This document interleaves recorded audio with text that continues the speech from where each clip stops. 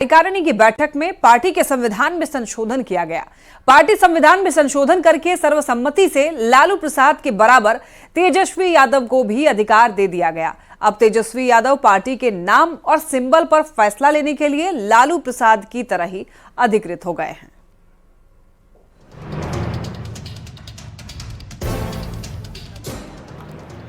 RJD का सबसे बड़ा पावर अब तेजस्वी के पास। 2025 विधानसभा चुनाव से पहले आरजेडी में बड़ा बदलाव हुआ है। पटना के होटल मौर्या में हुई राष्ट्रीय कार्यकारिणी की बैठक में फैसला हुआ। हर तरह के निर्णय लेने के लिए तेजस्वी यादव जी आदरणीय लालू प्रसाद जी के अंदर ही ताकत निहित किए गए। पार्टी के संविधान में संशोधन करते हुए तेजस्वी यादव को पार्टी के राष्ट्रीय अध्यक्ष लालू प्रसाद के बराबर अधिकार दे दिया गया। सर्वसम्मति से पास प्रस्ताव के मुताबिक अब तेजस्वी यादव पार्टी के नाम, कार्यक्रम और सिंबल पर फैसला लेने के लिए लालू प्रसाद की तरह अधिकृत हो गए हैं। प्रसाद यादव जी और आदरणीय तेजस्वी प्रसाद यादव जी को समान रूप से अधिकार दिया गया है। जो भी फैसले होंगे यही दोनों आदमी मिलकर करेंगे। आरजेडी के अंदर हुए इस बदलाव को आरजेडी के नेता 2025 में सत्ता परिवर्तन के रूप में देख रहे हैं।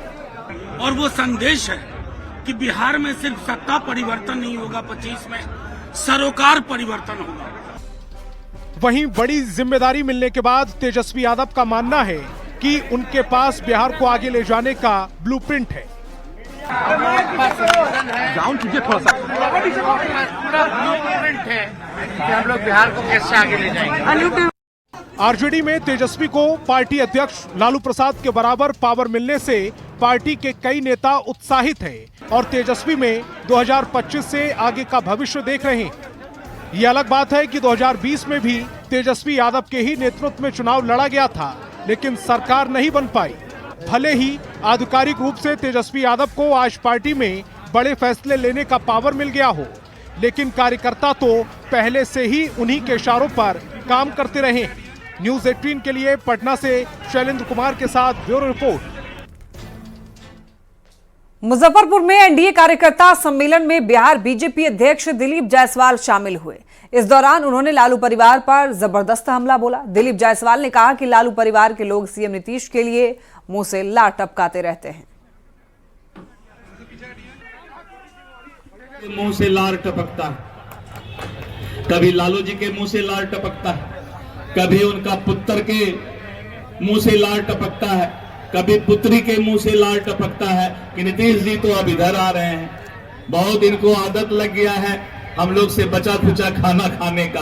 अब कोई खाना इनको मिलने वाला नहीं है, ना कोई अब सपना देखने का काम करें। एनडीए एकजुट है और एनडीए के कार्यकर्ता चट्टानी एकता के साथ आने वाले विधानसभा चुनाव में भारी बहुमत से सरकार बनाने जा रही है। चुनावी साल में राष्ट्रीय जनता दल की राष्ट्रीय कार्यकारिणी की बैठक हुई और बैठक से प्रदेश अध्यक्ष जगदानंद सिंह गायब रहे। यही नहीं, मंच पर पहली पंक्ति में जगदानंद सिंह के नेम प्लेट वाली कुर्सी भी नहीं दिखी, जिसके बाद कयासबाजी का बाजार अब तेज हो चुका है।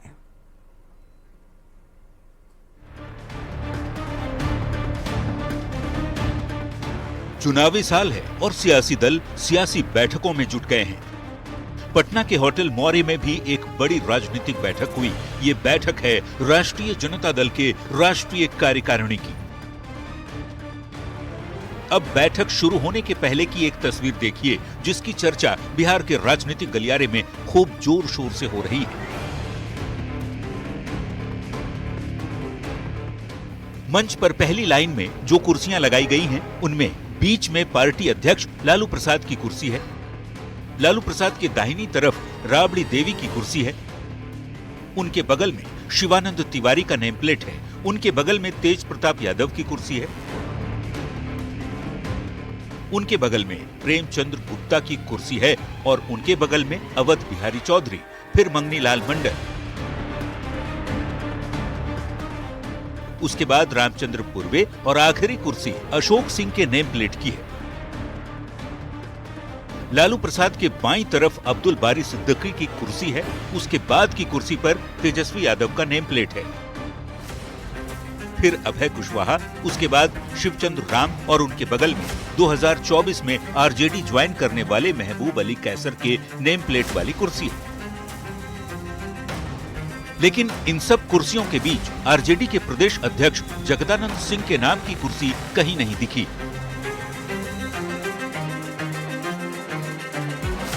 कुर्सी गायब हुई तो जगदानंद सिंह भी कार्यक्रम से गायब रहे। आरजेडी के राष्ट्रीय कार्यकारिणी की बैठक में न तो प्रदेश अध्यक्ष जगदानंद सिंह पहुंचे, न ही उनके सांसद बेटे सुधाकर सिंह। अब विरोधी तंज कसते हुए सवाल पूछ रहे हैं। राजद का राष्ट्रीय कार्यकारिणी में पहला रो में उनका कुर्सी भी नहीं था। हमें तो लगता है कि जो बचा है सम्मान, समाज का जो सम्मान बचा है उसको बचा के रखें। चुनावी साल में आरजेडी के राष्ट्रीय कार्यकारिणी की बैठक में मंच से प्रदेश अध्यक्ष की कुर्सी का गायब रहना और खुद प्रदेश अध्यक्ष का शामिल न होना बिहार की राजनीति में चर्चा का विषय बना हुआ है। सवाल है, क्या आरजेडी के राष्ट्रीय नेतृत्व से नाराज हैं जगदानंद सिंह? क्या जगदानंद सिंह ने प्रदेश अध्यक्ष का पद छोड़ दिया है? अगर नहीं तो फिर राष्ट्रीय कार्यकारिणी की बैठक में क्यों नहीं आए जगदानंद सिंह? और अगर जगदानंद सिंह ने रिजाइन कर ही दिया है तो जगदानंद सिंह की जगह पर कौन होगा आरजेडी का प्रदेश अध्यक्ष? न्यूज 18 के लिए पटना से शैलेंद्र कुमार के साथ ब्यूरो रिपोर्ट। कांग्रेस के सीनियर नेता और लोकसभा में नेता प्रतिपक्ष राहुल गांधी बिहार दौरे पर पहुंचे। उन्होंने हाथ में लाल रंग की संविधान की किताब लेकर के भाषण दिया। मुख्यमंत्री नीतीश कुमार पर हमला बोलते हुए राहुल गांधी ने कहा कि हम जाति गणना के मुद्दे को छोड़ने वाले नहीं हैं। उन्होंने बिहार में हुई जनगणना को फेक बताया है। तो जाति गणना पर सवाल उठाए गए हैं। राहुल गांधी ने सवाल उठाया है और साथ ही साथ ये भी कहा है कि जाति गणना फेक है।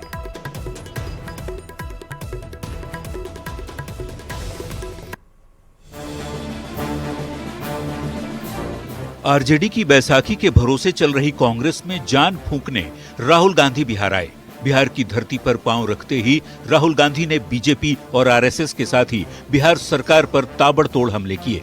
राहुल ने बिहार की जातीय गणना को फर्जी और बिहार को पेपर लीक का सेंटर बता दिया। जाति जनगणना और हम छोड़ने वाले नहीं है। और ये बिहार वाला जाति जनगणना नहीं, ये फेक जो जाति जनगणना इन्होंने किया है, लोगों को बेवकूफ बनाने वाला ये नहीं। जातीय गणना पर राहुल गांधी के बयान ने बिहार का सियासी पारा चढ़ा दिया है। बिहार में हुए जातीय सर्वे पर सवाल खड़े करने का कोई नैतिक अधिकार राहुल गांधी को नहीं है। बिहार की जातीय गणना को फर्जी बताने पर डिप्टी सीएम सम्राट चौधरी ने राहुल पर निशाना साधा। हम लोगों की सरकार ने कहा किया, राहुल गांधी की मानसिक स्थिति खराब है। तो बीजेपी सांसद संजय जायसवाल ने कहा, इस बारे में राहुल गांधी को तेजस्वी यादव से पूछना चाहिए था। दिक्कत क्या है कि राहुल गांधी खुद फर्जी हैं। उनको अपना जो सुबह तेजस्वी से होटल में मिले उसी से पूछ ले। जातीय गणना पर राहुल गांधी के बयान ने आरजेडी के साथ ही बिहार कांग्रेस के नेताओं के सामने भी धर्म संकट की स्थिति पैदा कर दी है। इसको लेकर के इसको गलत अर्थों में नहीं लेना चाहिए। उनके कहने का भाव कुछ और था। मतलब तो कांग्रेस उसका अधिकार कि बिहार में जाति गणना सही नहीं हुई। नहीं, कांग्रेस ये नहीं मानती कि जनगणना सही नहीं है। बिहार में जातीय गणना जब हुई तब खुद कांग्रेस और उसकी सहयोगी आरजेडी नीतीश सरकार में शामिल थी। अब सवाल है कि क्या राहुल गांधी अपनी ही सरकार के फैसले पर सवाल उठा रहे हैं? और अगर जातीय गणना फर्जी है तो राहुल गांधी ने कांग्रेस के सरकार में रहते ये बात क्यों नहीं कही? न्यूज 18 के लिए पटना से संजय, रजनीश और शैलेंद्र के साथ ब्यूरो रिपोर्ट। बिहार दौरे पर आई कांग्रेस नेता राहुल गांधी ने बीजेपी और आरएसएस के साथ साथ बिहार सरकार पर भी निशाना साधा। राहुल गांधी ने बिहार की जातीय गणना को फर्जी बताया और बिहार को पेपर लीक का सेंटर बता दिया, जिस पर बीजेपी और जेडीयू नेताओं ने निशाना साधा। और आपको बता देंगे, बिहार में हुए जातिगत गणना को फेक बताने पर राहुल गांधी पर बिहार सरकार में ग्रामीण कार्य मंत्री अशोक चौधरी ने पलटवार किया है। तो अगर सीरियस था तो जातीय गणना की बात नीतीश कुमार के पहले किसी राजनीतिक दल ने क्यों नहीं शुरू किया? सबसे बड़ा प्रश्न यह है कि सवाल नीतीश कुमार ही क्यों बार बार उठाते रहे। अब जब इन्होंने मुंबई के इंडिया गठबंधन की बैठक में जब इस बात को उन्होंने उठाया और आग्रह किया कि इंडिया गठबंधन के पॉलिसी में यह होना चाहिए कि मैं देश में जातीय गणना करूंगा, तब तो लोग खिलाफ में रहे। ममता बनर्जी ने खिलाफ किया और सबसे बड़ा कारण यही रहा नीतीश जी को गठबंधन छोड़ने का, इंडिया गठबंधन छोड़ने का। और अब आप ये कह रहे हैं बिहार में आकर कि ये फेक है। मतलब ये तो एक तरह से जिसको बोलते हैं कि टोटली नॉन सीरियस पॉलिटिकल बयान है। केंद्रीय मंत्री ललन सिंह ने भी राहुल गांधी पर निशाना साधा है। उन्होंने कहा कि राहुल गांधी को हर चीज फर्जी नजर आता है, वो खुद ही फर्जीवाड़ा के सरदार हैं। फर्जी नजर आता है, जबकि खुद ही पूरे फर्जीवाड़ा के सरदार है। अब बिहार ने जो जाति आधारित सर्वे कराया, उसके आधार पर वो जातीय जनगणना की मांग कर रहे थे। और जब हम लोग INDI में थे, तो हम लोग जब इस मांग को कर रहे थे तो मुंह में टेप लगाए हुए थे। राहुल गांधी पटना में राबड़ी आवास पर जाकर आरजेडी अध्यक्ष लालू प्रसाद से भी मुलाकात की। लालू प्रसाद ने उन्हें चूड़ा और हरा चना खिलाया और अपने घर के गौशाला मंदिर भी दिखाए। राहुल गांधी करीब 20 मिनट तक राबड़ी आवास पर रहे।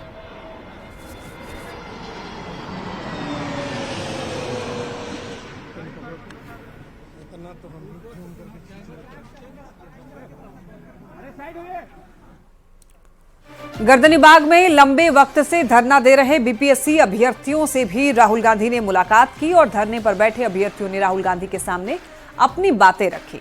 70वीं BPSC की PT परीक्षा को रद्द करने की मांग को लेकर के अभ्यर्थी धरना दे रहे हैं।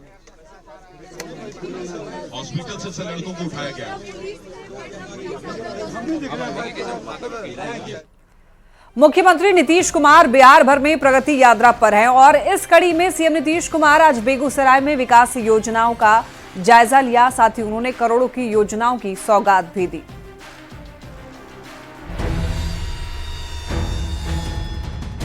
प्रगति यात्रा के दौरान सीएम नीतीश कुमार ने बेगूसराय में विकास योजनाओं का जायजा लिया, साथ ही करोड़ों की योजनाओं की सौगात भी दी। इस दौरान सीएम ने बेगूसराय के लिए करीब 600 करोड़ की 641 योजनाओं का उद्घाटन और शिलान्यास किया। मुख्यमंत्री ने पंचायत सरकार भवन, खेल मैदान, 2 तालाब, पानी की टंकी, कई सड़क, टी पॉइंट से रिंग बांध और मंझौल में अस्पताल का उद्घाटन किया। चकिया से लखमीनिया तक 38 किलोमीटर का 4 लेन बाईपास का चौड़ीकरण भी किया जाएगा। वहीं तेघड़ा मुबारकपुर पथ का चौड़ीकरण और मजबूतीकरण भी किया जाएगा। जाम की समस्या से मुक्ति को लेकर बखरी से बहादुरपुर बॉर्डर तक नए बाईपास का निर्माण किया जाएगा। पर्यटन को बढ़ावा देने के लिए कांवर झील को पर्यटक स्थल के रूप में विकसित किया जाएगा। साथ ही मिथिला हाट की तर्ज पर सिमरिया घाट और कल्पवास क्षेत्र के दूसरे चरण का विकास किया जाएगा। इसके अलावा बेगूसराय के सामहो में डिग्री कॉलेज की स्थापना भी की जाएगी। हम स्वयं सहायता समूह का विस्तार किए सर, समझे, बहुत कम था, देश में और जगह था, तो हमने जब शुरू किया 6, आप बताइए कितना बड़ा है, ड्रोन लेकर के हम शुरू करा और नाम दे दिया तभी हम सारा जैविक खाद सब महिला जीविका दीदी है। केंद्र वाला भी आया तो हम तो खिलाते था, लेकिन आया देखा कि बड़ा अच्छा बना तो हमसे पूछा कहा जीविका नाम लिया। बेगूसराय में विकास योजनाओं की सौगात देने के बाद सीएम नीतीश कुमार ने अधिकारियों के साथ जिले में चल रही कल्याणकारी योजनाओं की समीक्षा की। सीएम ने अधिकारियों को विकास कार्यों में कोई बाधा नहीं आने के साथ ही विकास योजनाओं को तय समय में पूरा करने के निर्देश भी दिए। बेगूसराय से न्यूज 18 के लिए संवाददाता रवि एस नारायण के साथ संतोष कुमार की रिपोर्ट। जेपीसी की बैठक में बीजेपी के प्रवक्ता दानिश इकबाल भी पहुंचे। इस दौरान उन्होंने जेपीसी सदस्यों के सामने अपनी बात रखी। तो वहीं मीडिया से बातचीत के दौरान उन्होंने ये कहा कि अगस्त में वक्फ संशोधन बिल को लाया गया, उसके बाद से मुसलमानों को गुमराह किया जा रहा है। हम लोगों ने अपनी बात रखते हुए कहा है कि 2 मेंबर नॉन मुस्लिम हैं, वो हिंदू भी हो सकते हैं, सिख भी हो सकता है, पारसी भी हो सकते हैं। वक्फ बोर्ड संवैधानिक व्यवस्था है, इसीलिए किसी रिलीजियस बॉडी का कोई विषय नहीं है। साथ ही कहा है कि इसके अंदर कोई भी धर्म के लोग हो सकते हैं। वक्फ बोर्ड जो है ये संवैधानिक व्यवस्था है, इसमें किसी रिलीजियस बॉडी का कोई विषय ही नहीं है, तो इसलिए इसके अंदर कोई भी धर्म के लोग हो सकते हैं। दूसरा जो 40 का जो प्रावधान है उसके विषय पे मैंने कहा कि 40 प्रावधान जो है समाप्त होना चाहिए, ताकि जो है वक्फ बोर्ड जो है किसी की भी संपत्ति को अधिकृत नहीं कर सके। और मैंने सुझाव दिया कि जो अलग अलग फिरके के बोर्ड का निर्माण का जो व्यवस्था किया जा रहा है, जैसे शिया वक्फ बोर्ड, सुन्नी वक्फ बोर्ड, मुसलमान के बीच में इस्लाम के अंदर 72 फिरका है, तो क्या सरकार 72 फिरकों के बोर्ड का निर्माण करेगी? तो इसलिए क्योंकि ये कोई रिलीजियस बॉडी नहीं है, ये जो है संरक्षण करने का विषय है, करप्शन को रोकने का विषय है इस बोर्ड के अंदर। और खबर रोहतास से, जहां पर भोजपुरी स्टार पवन सिंह की पत्नी ज्योति सिंह लगातार क्षेत्र का दौरा कर रही हैं, तो वहीं पत्रकारों से बातचीत में अपनी राजनीतिक मंशा जाहिर की और कहा है कि वो जनता की इच्छा पर चुनाव मैदान में आ सकती हैं, लेकिन किस सीट से और किस पार्टी से चुनाव लड़ेंगी ये अभी तय नहीं है। उन्होंने कहा है कि यहाँ पर सिर्फ चुनाव लड़ने के उद्देश्य से नहीं घूम रही हैं, बल्कि जनता का प्यार मिला है, जिसकी वजह से बार बार यहाँ पर आ रही हैं।